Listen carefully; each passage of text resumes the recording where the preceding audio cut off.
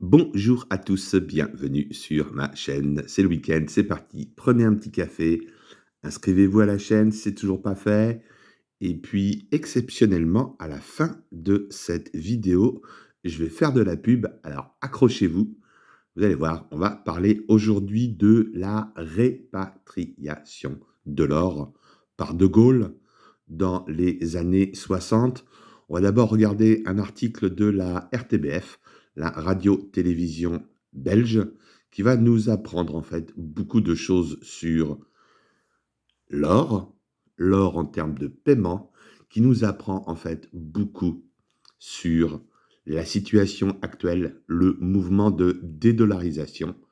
Et vous allez voir, j'ai presque envie de dire le premier pays BRICS de tous les temps, c'était avant tout la France. Allez, c'est parti, on va creuser tout ça.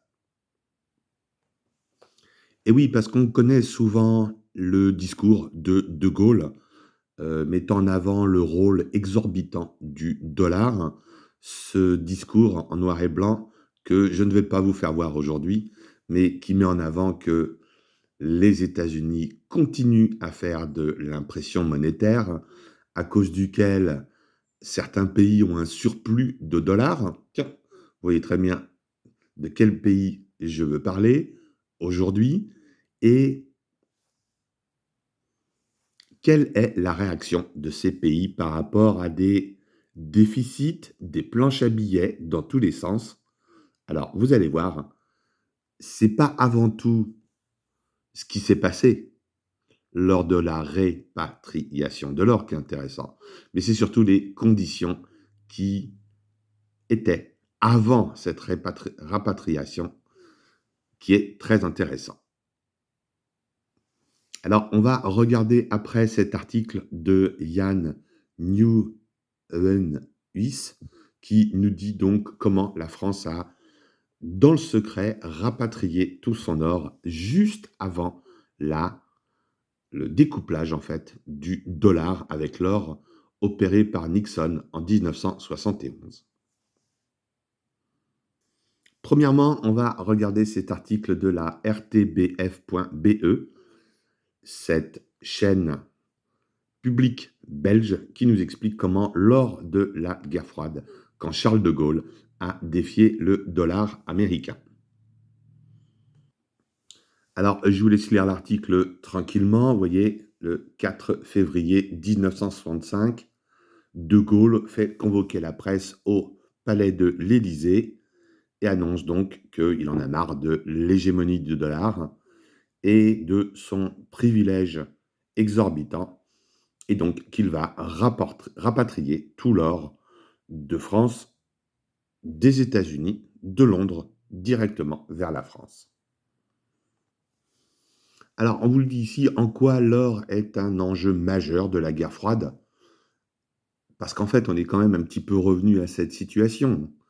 On a mis des sanctions par rapport à la Russie, suite à des actions militaires en Ukraine. On est, je vais vous dire ça comme ça, dans un monde qui n'est plus celui des années 2000, où on avait un monde pacifié. De nos jours, on est plutôt dans un retour vers une certaine guerre froide. Alors là, on vous le dit, avant 1940, qu'est-ce que fait la France? Elle déplace son or des frontières de l'Est, plutôt vers l'Ouest, et surtout, on met une grande partie de cet or aux États-Unis, en Grande-Bretagne, aux Antilles et en Afrique, dans le cas où il y aurait de nouveau un conflit avec l'Allemagne. L'or serait donc protégé, serait donc très loin des troupes allemandes.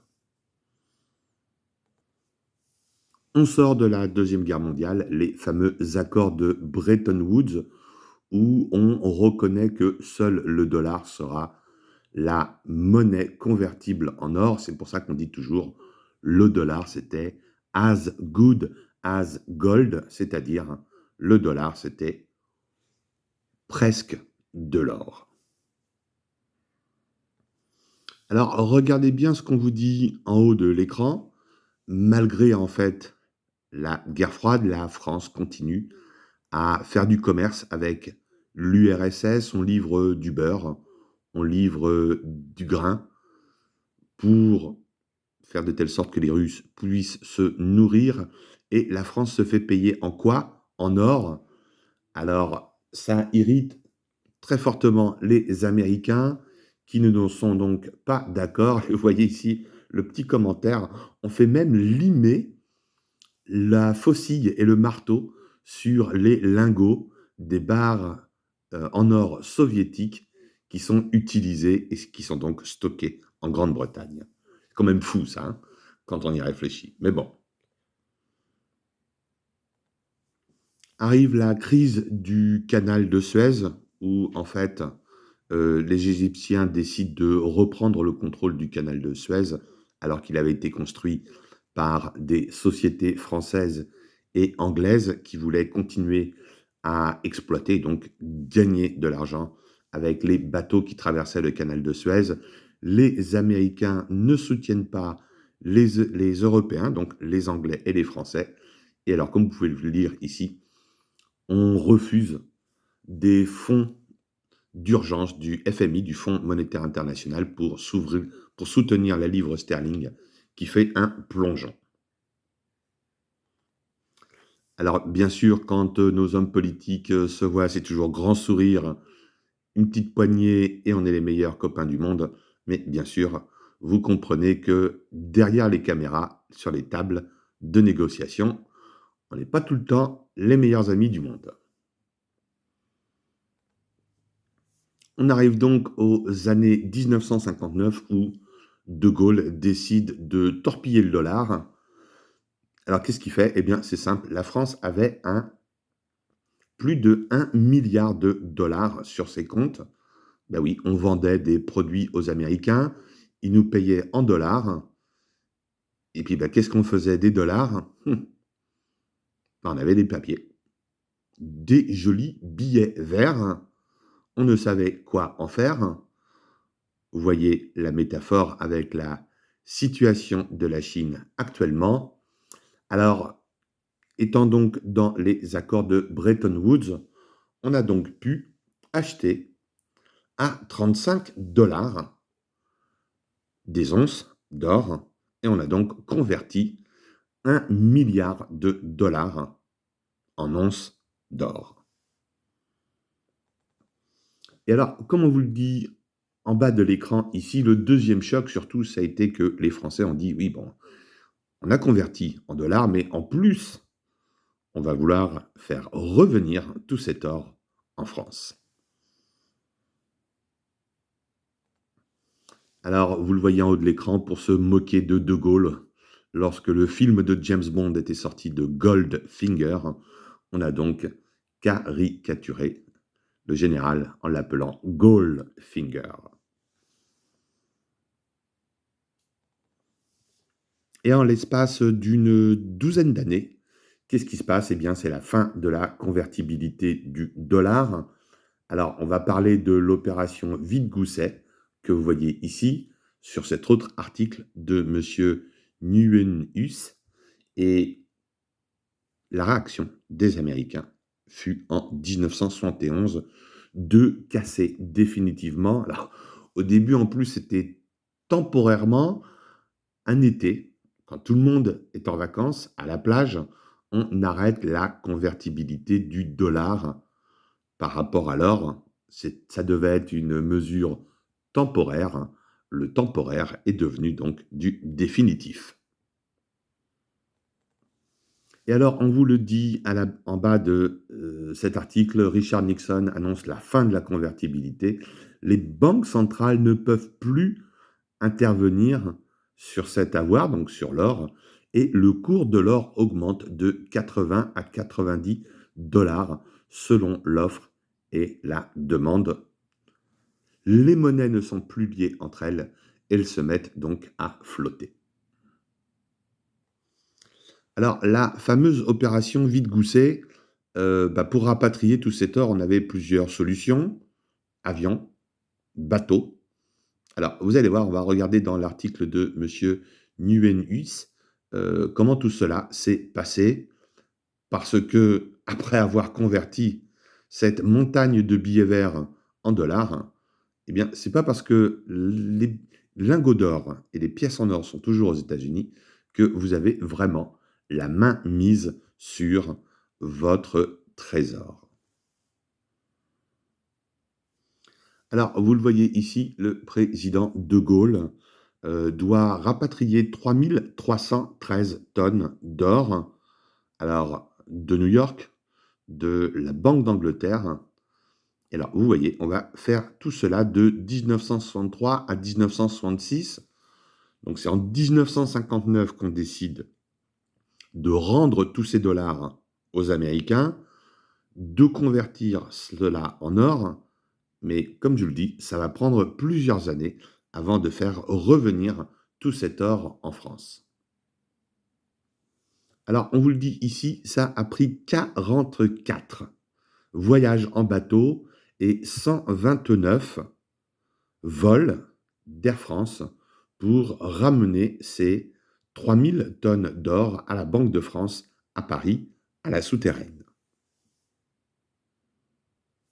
Alors, comme s'en doutait De Gaulle, ce fut une opération extrêmement fructueuse pour la France. En effet, l'once a été acheté à 35 dollars et dans les années 80, on était arrivé à 800 dollars l'once. En effet, le dollar avait perdu 96% de sa valeur par rapport à l'or. Alors, on vous le dit aussi ici, après la grande crise financière, donc c'est 2008-2009, eh bien, on a encore même rapatrié 211 tonnes d'or. Alors, malheureusement, ici, on ne nous dit pas d'où, mais ça devait être encore de l'or qui devait être dans, probablement à Londres, à la Banque d'Angleterre. Alors en France, on est en plein milieu des Trente Glorieuses. Entre 1958 et 1968, on a une très forte croissance économique à cause duquel la France n'a pas de déficit commerciaux et comme le dit le ministre Rueff en 1961, déjà on avait pressenti que les accords de Bretton Woods, où donc le dollar était as good as gold, n'allait jamais pouvoir survivre. Et c'est pour ça que la décision a été prise de rendre tous ces dollars aux Américains, convertir tout cela en or et de faire revenir tout cet or en France. Et oui, parce qu'on vous le dit ici, les planches à billets, la dévaluation, eh ben, on en avait déjà subi en 1931 les dommages quand l'Angleterre avait dévalué le pound sterling, où la Banque de France avait donc subi une perte de 2 350 milliards de francs, c'est-à-dire le double du capital de la Banque de France à l'époque, du fait donc de la dévaluation du pound sterling. Et alors, regardez bien ce qui est marqué ici. Le taxpayer, donc le contribuable, le Trésor français avait à l'époque dû sauver la Banque de France. Donc, c'était le contribuable qui avait donc réinjecté de l'argent dans la Banque de France. Alors, quand je vous dis que nos banques centrales actuellement ont des fonds propres négatifs et que c'est le, le peuple qui va donc devoir réinjecter de l'argent avec le budget du gouvernement dans la Banque de France, c'est ce qui va se passer. C'est pour ça qu'on va réévaluer l'or très fortement. Alors, sur ce graphique de Money Metals, vous voyez très bien la ligne bleue en bas. Ce qu'on vous explique, la France avait au fur et à mesure arrivé dans les années 60, la période des 30 Glorieuses, accumulé plus de 1000 milliards de dollars de réserves monétaires. Et on savait très bien que le système Bretton Woods n'allait pas survivre. Donc c'est pour ça qu'au fur et à mesure, on a transformé toutes ces billets verts, ce surplus de billets verts en or, et c'est ce que vous voyez avec cette ligne jaune. On a donc accumulé de plus en plus d'or, et alors donc il a fallu le faire revenir en France. Alors regardez bien ce qui est marqué ici, on nous dit que le personnel de la Banque de France était contre la répatriation de l'or, qu'il y avait des coûts de transport, des coûts d'assurance, mais donc on a quand même commencé l'opération Vite-Gousset, c'est-à-dire en septembre 1963, on a rapatrié 400 tonnes d'or de New York, et puis alors, vous le voyez en dessous, bien qu'au début on fasse ces transports via la mer, hein, il était encore plus difficile de faire des transports par les airs, en avion.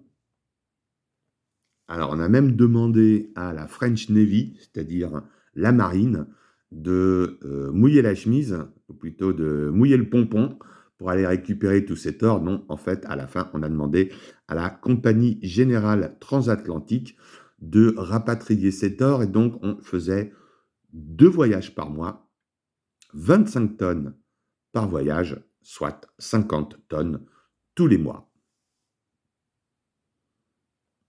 Alors, une partie de cet or s'est quand même retrouvée à Londres au compte de la BIS, la Bank of International Settlement, la banque centrale des banques centrales, mais la majorité est bien revenue à Paris.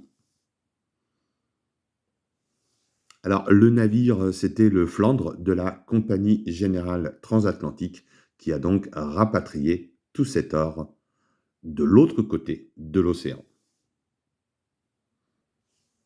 Et alors, on a continué cette convertibilité des dollars pour de l'or pendant plusieurs années. Vous voyez, 1965, on a encore converti 300 millions de dollars dans 267 tonnes d'or que l'on continuait donc à faire revenir en France. Et vous voyez, durant les années 1965 à 1966, on a fait plus de 94 vols en avion transatlantique, ce qui a permis donc de rapatrier encore 1175 tonnes d'or, ce coup-là de Londres. Alors, on a récupéré 1638 tonnes des États-Unis par 24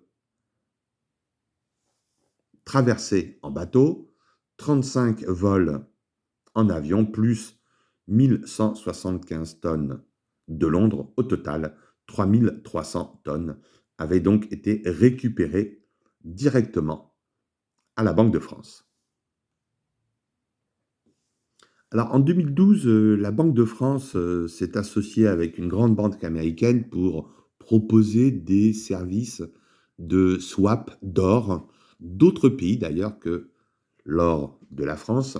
Et alors, comme on vous le dit ici, la Banque de France a donc annoncé qu'elle ferait donc des services de gardiennage et de leasing d'or. Par contre, ce qu'elle n'a pas dit, c'est qu'elle a quand même, durant cette époque, encore une fois rapatrié 220 tonnes d'or de Londres directement en France.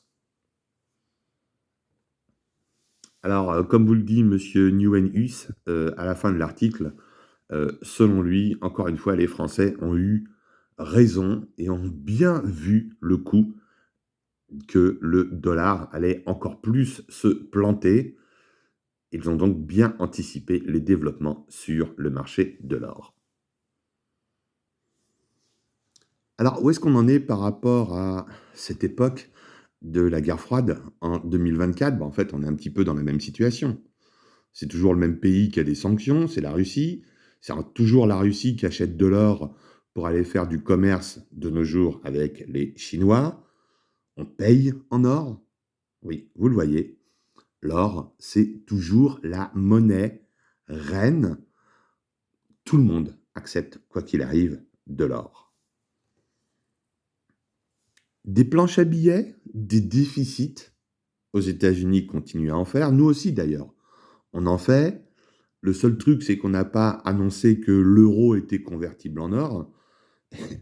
Grâce à ça, on garde toujours notre or, qui est donc à la Banque de France. Alors, il y a beaucoup d'autres pays qui, eux, n'ont pas converti tout leur dollars en or, qui n'ont pas rapatrié tout leur or chez eux. Les Allemands, alors, les Allemands, on nous dit qu'ils ont 3000, c'est combien 3003 ou 3400 tonnes d'or? Non, non, non, non, non, non, non, non, non. Il y en a plus qu'un tiers qui est toujours en dehors de l'Allemagne et qui n'est toujours pas rapatrié. D'ailleurs, pour ceux qui suivent un petit peu les informations sur l'or, l'Allemagne a annoncé ne pas pouvoir rapatrier tout son or de Londres. C'était physiquement, au niveau de transport, impossible à faire. On peut quand même se poser la question pourquoi la France, elle, a pu rapatrier 221 tonnes d'or de Londres. Alors, est-ce qu'on est plus sympa que les Allemands? Ou bien, est-ce qu'on nous fait plus confiance qu'aux Allemands? C'est une bonne question, tout cela. Donc, continuez, s'il vous plaît, vos petits achats en termes de DCA. La reine des monnaies, c'est l'or. Vous le voyez, quelles que soient les dévaluations du dollar, des euros, des pounds sterling ou bien des yuan chinois ou des yens japonais. Restez, s'il vous plaît, dans l'or. Alors, exceptionnellement, je vais faire un petit coup de pub. Alors, un petit coup de pub pour un autre stacker de NC, en fait, c'est de la Nouvelle-Calédonie. Alors, allez sur sa chaîne, inscrivez-vous à la chaîne, il a besoin d'arriver à ses 1000 abonnés. C'est une requête personnelle de Freddy. Alors, vous pourrez voir, il fait des vidéos sur des pièces en argent, sur des pièces en or qu'il achète. Il a besoin de notre petit coup de pouce, surtout qu'en Nouvelle-Calédonie, la situation n'est pas très facile actuellement. Donc, je vous le demande personnellement, allez vous inscrire à sa chaîne et puis regardez quelques petites vidéos. L'heure est arrivée de clôturer cette vidéo. Mettez-moi un petit pouce, un petit like, un petit commentaire. Dites-moi si vous voyez bien la comparaison entre cette période des années 60 par rapport à la période actuelle, où en fait tout tourne toujours autour de l'or. On peut toujours faire des paiements en dehors du dollar, en dehors des sanctions, en dehors de l'or est toujours accepté. C'est pour ça que c'est la meilleure façon de protéger votre épargne de sanctions, de monnaies qui se dévaluent, de banques centrales qui font faillite. Vous l'avez vu, même en 1935, la Banque de France était à genoux. Et je vous l'ai dit, un jour, c'est le budget du peuple qui va devoir renflouer les caisses de la Banque de France. Et avant de faire ça, on sera obligé de fortement réévaluer l'or. Bonne journée, bon week-end. À ciao, salut.